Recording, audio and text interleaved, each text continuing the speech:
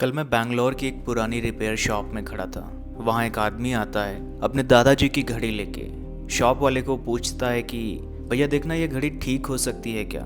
दुकान वाला पहले तो घड़ी को देखता है, फिर उस आदमी को देखता है ऊपर से नीचे तक। भाई वो HMT की जनता मॉडल घड़ी लेकर आया था ठीक कराने। सालों पहले वो घड़ी चलती थी। मैं सोचकर हैरान रह गया कि भाई आज तक भी लोग वो घड़ी पहन रहे हैं। दुकान वाले ने बताया कि भाई आज भी लोग HMT की 30-30 साल पुरानी घड़ी लेकर ठीक कराने आते हैं। उसने बताया कि ये सिर्फ घड़ी नहीं है, ये एक लेगेसी है। इसके साथ हमारी यादें जुड़ी हैं। हमारे दादा ये घड़ियां पहनते थे, फिर पापा और अब हम। लेकिन आज धीरे धीरे ये जो ट्रेडिशनल लेगेसी ब्रांड्स हैं ये गायब होते जा रहे हैं। इसकी वजह यह है कि आज सब कुछ डिजिटल हो चुका है। पहले लोग स्टोर्स में जाके घड़ी खरीदते थे, या जो भी सामान है लोग स्टोर में ही जाके खरीदते थे।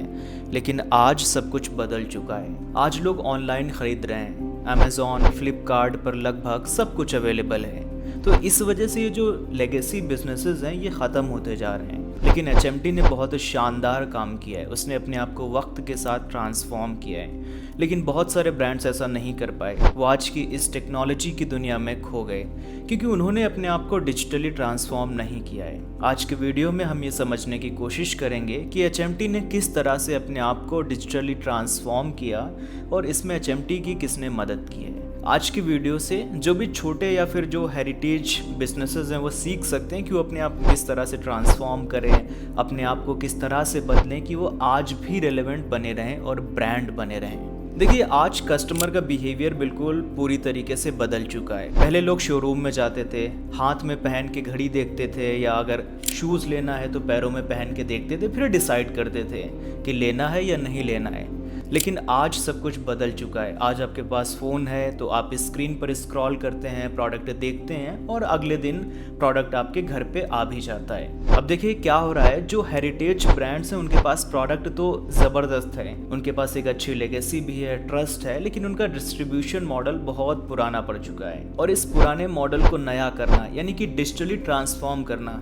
देखिए मैं आपको ऑनेस्टली बताऊं, ये जो डिजिटल ट्रांसफॉर्मेशन है ना, ये बोलना तो बहुत आसान लगता है लेकिन करना उतना ही मुश्किल है। वेबसाइट बनाना है तो डेवलपर्स चाहिए और ये एक्सपेंसिव भी है। कैटलॉग ऑनलाइन डालना है, product photos, descriptions, variants, sizing अलग अलग तरीके की, ये सब मैनेज करना, इसके लिए पूरी एक टीम चाहिए होती है। फिर आता है पेमेंट गेटवे इंटीग्रेट करना, लॉजिस्टिक्स सेटअप करना, इन्वेंट्री को ट्रैक करना, रिटर्न्स हैंडल करना। ये एक टिपिकल लेगेसी ब्रांड्स के पास इतने सारे रिसोर्सेज नहीं होते हैं। और ऑनेस्टली मैं बताऊं तो जो टेक्निकल नॉलेज है वो भी बहुत कम होता है, यानी कि बहुत लिमिटेड बेसिक टेक्निकल नॉलेज होता है उन लोगों के पास। तो उनके लिए ये सब कुछ मैनेज करना बहुत टफ हो जाता है। इसीलिए बहुत सारे बिजनेसेस सोचते तो हैं कि वो ऑनलाइन जाएंगे, अपने डिजिटल प्रेजेंस बनाएंगे, लेकिन कर नहीं पाते हैं क्योंकि एग्जीक्यूशन बहुत टफ है। लेकिन अगर आज आप 2026 में बैठे हुए हैं, आज आर्टिफिशियल इंटेलिजेंस आ चुका है, आज टेक्नोलॉजी बहुत ज़्यादा एक्सेसिबल हो गई है और आसान भी हो गई है। तो अगर आज आप अपने आप को डिजिटली लाना चाहते हैं तो आपको इतनी परेशानी नहीं उठानी पड़ेगी। आज मैं आपको एक ऐसे टूल के बारे में बताने वाला हूँ जिसकी मदद से आप बहुत आसानी से ये सब कर सकते हैं। और ये कोई जादू नहीं होने वाला, ये मतलब बहुत सारे जो बिजनेसेस हैं वो लोग ऐसा कर भी रहे हैं। बहुत सारे ट्रेडिशनल बिजनेसेस, लेगेसी बिजनेसेस, वो सब लोग आज के टाइम पर इन टूल्स का इस्तेमाल करके अपने आप को रेलेवेंट बना रहे हैं, अपने आप को डिजिटली ट्रांसफॉर्म कर रहे हैं। तो ये जो टूल है इसकी मदद से आप वेबसाइट बना सकते हैं और भी बहुत कुछ कर सकते हैं। और ये टूल बिल्कुल फ्री सबके लिए अवेलेबल है।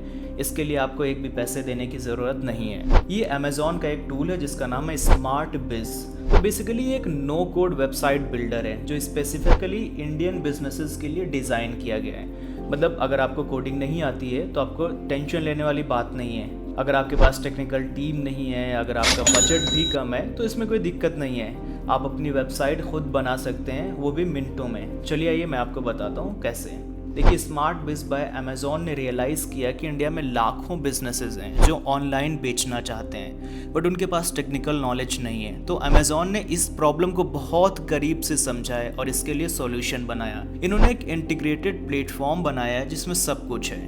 वेबसाइट बिल्डर तो है ही, साथ में catalogue management, payment integration, inventory tracking, order management, returns, analytics, logistics, सब एक ही जगह पर इन्होंने दे दिया है। और सबसे ज़रूरी चीज़ ये है कि बार बार जो आपको अपडेट करना पड़ता है उसके लिए आपको कोई भी डेवलपर नहीं चाहिए। आप अपने आप से खुद से जो भी चेंजेस हैं वो कर सकते हैं, तो आपका जो डेवलपर का पैसा है वो भी बचेगा और इसको यूज़ करना भी बहुत ज़्यादा आसान है। चलिए मैं आपको बताता हूँ कि आप इसको प्रैक्टिकली कैसे यूज़ कर सकते हैं। देखिए, अगर आपकी ब्रांड ऑलरेडी अमेज़ॉन पर लिस्टेड है तो आप अपना पूरा कैटलॉग एक क्लिक में इंपोर्ट कर सकते हैं, नहीं तो मैनुअली भी अपलोड कर सकते हैं with variants, collections, SEO friendly structures. इसमें बहुत सारे टेम्पलेट्स हैं, कस्टमाइजेशन ऑप्शंस हैं, तो आप अपनी ब्रांड आइडेंटिटी के हिसाब से स्टोर फ्रंट भी डिज़ाइन कर सकते हैं। पेमेंट के लिए रेजर पे प्री इंटीग्रेटेड है, बहुत अच्छी बात है। अमेज़ॉन पे भी पाइपलाइन में है, क्या पता कल को वो भी आ भी सकता है। लॉजिस्टिक्स के लिए शिप रॉकेट और शिप विद अमेज़ॉन से कनेक्टेड हो सकता है। और अगर सेलेक्टेड प्रोडक्ट्स पर बाय विद अमेज़ॉन आप एक्टिवेट करते हो तो कस्टमर्स को अमेज़ॉन का एड्रेस और भी फास्ट चेकआउट मिल जाता है। डैशबोर्ड पर आपको एनालिटिक्स मिलते हैं, बेस्ट सेलिंग प्रोडक्ट्स भी दिखाते हैं जो आप अपनी मैन्युफैक्चरिंग एडजस्ट कर सकते हो डिमांड के हिसाब से। मेटा और Google pixels, Google analytics, WhatsApp tools, custom domain mapping, ये सब आप डे 1 से वहाँ पर अवेलेबल है, आप इनका इस्तेमाल कर सकते हैं। अब आते हैं HMT वॉचेस पर। देखिए, जब HMT स्मार्ट बिज पर आया तो उसके 3 सबसे मेन चैलेंजेस थे। पहला था डिमांड का क्लैरिटी चाहिए था कि भाई ऑनलाइन कौन से मॉडल्स चल रहे हैं, लोग डिजिटली क्या खरीद रहे हैं। दूसरा बड़ा चैलेंज था लॉजिस्टिक्स स्ट्रीमलाइन करना। तीसरा था कैटलॉगिंग को प्रॉपरली मैनेज करना। स्मार्ट बिज के एनालिटिक्स ने HMT को दिखाया कि कौन से प्रोडक्ट्स कस्टमर्स के साथ रेजोनेट कर रहे हैं। कुछ लेगेसी डिजाइन्स जो ब्रांड ने सोचा था अब शायद आउटडेटेड है, लेकिन वो एक्चुअली फिर से इंटरेस्ट जनरेट कर रहे थे और लोग उसको खरीदना और पहनना भी पसंद कर रहे थे। सीजनल स्पाइक्स दिखे, जियोग्राफिक प्रेफरेंसेस समझ आए, तो HMT ने अपनी मैन्युफैक्चरिंग अलाइन की इन इनसाइट्स के बेसिस पर, और इसका नतीजा ये हुआ कि इनके ऑर्डर्स रातों रात बढ़ने लगे, सेल्स भी बढ़ने लगी। कैटलॉगिंग भी ईजियर हो गई क्योंकि प्लेटफॉर्म ने वेरियस कैटेगराइजेशन और कंसिस्टेंट प्रेजेंटेशन को सिंपल बना दिया। कस्टम पेजेस बना के HMT अपनी स्टोरी अपने तरीके से सुना सकती थी, अपने सालों के हेरिटेज को ध्यान में रखते हुए। ऑपरेशंस में ऑर्डर मैनेजमेंट, इन्वेंट्री और रिटर्न सब एक व्यू में आ गए। शिप विद अमेज़ॉन और शिप रॉकेट इंटीग्रेशन से डिलीवरीज प्रेडिक्टेबल हो गई। कस्टमर्स को ट्रैकिंग शेयर करना, डिलीवरी प्रॉमिसेस दिखाना, ये सब सीमलेस हो गया, बहुत ज़्यादा आसान हो गया। लेकिन दोस्तों, ये स्टोरी सिर्फ और सिर्फ HMT की ही नहीं है, ये पूरे भारत के MSMEs और छोटे बिजनेसेस, हेरिटेज इकोसिस्टम्स की कहानी है। सदियों से ये बिजनेसेस भारत की मैन्युफैक्चरिंग और कल्चरल आइडेंटिटी का हिस्सा रहे हैं, लेकिन डिजिटल कॉमर्स उनके रीच से बहुत बाहर था क्योंकि आसान नहीं था, कॉम्प्लेक्सिटी और कॉस्ट बहुत ज़्यादा थी। अभी फिलहाल स्मार्ट बिज ने बहुत आसान कर दिया है। अब इसकी मदद से कोई ऑनलाइन मार्केट में एंट्री कर सकता है, ऑनलाइन अपना सामान बेच सकता है। और ये दोस्तों, मार्केट इतना बड़ा हो चुका है, बेन एंड कंपनी की रिपोर्ट कहती है कि इंडिया का ई-रिटेल मार्केट अभी अराउंड $60 बिलियन का है और हम दुनिया के second largest base of online shoppers हैं। बाय 2030 ये मार्केट ट्रिपल होके 170 से 190 बिलियन डॉलर तक पहुंच सकता है। IBEF कहता है overall e commerce industry 125 billion dollars से बढ़कर 345 बिलियन डॉलर्स तक जा सकती है 2030 तक। ऑनलाइन पेनिट्रेशन 8% से 14% होने वाला है 2028 तक, और ज़्यादातर ग्रोथ स्मॉलर सिटीज से ही आएगी, यानी कि Tier 2, Tier 3 सिटीज़। तो जब मार्केट इतना ज़्यादा फास्ट ग्रो कर रहा है तो इंडिया के हेरिटेज ब्रांड्स और MSMEs को भी डिजिटल ट्रांसफॉर्मेशन की ज़रूरत है। सरकार भी बहुत ज़्यादा फोकस कर रही है डिजिटल ट्रांसफॉर्मेशन में। अब स्मॉल बिजनेसेस को भी स्मार्ट बिज जैसे प्लेटफॉर्म्स मिल रहे हैं जो पहले सिर्फ कॉरपोरेट हाउसेस के पास ही होते थे, तो अब वो अपनी पेस से ग्रो कर सकते हैं, बहुत अच्छी तरीके से ग्रो कर सकते हैं, कस्टमर रिलेशनशिप बिल्ड कर सकते हैं, डिमांड को समझ करके रिएक्ट कर सकते हैं, क्योंकि जब वो ऑनलाइन जाते हैं तो उनके पास डेटा आता है और वो डेटा दिखाता है कि भाई कौन से लोग कौन से सामान खरीद रहे हैं, कौन सी उम्र के लोग क्या खरीद रहे हैं, तो उससे एक बहुत ज़्यादा हेल्प भी मिलती है। HMT वॉचेस ने अपनी लेगेसी को मॉडर्न डिस्ट्रीब्यूशन से कनेक्ट किया, ऐसे ही आप भी कर सकते हैं। डिजिटल गैप अब इतना ज़्यादा नहीं रहा है क्योंकि इस तरह के जो टूल्स आए हैं, अब इससे बहुत आसान तरीके से अपने आप को डिजिटली अवेलेबल कर सकते हैं। अगर आपका प्रोडक्ट अच्छा है आज के टाइम पर, आपकी ब्रांडिंग अच्छी है, आपकी स्टोरी टेलिंग स्ट्रॉन्ग है,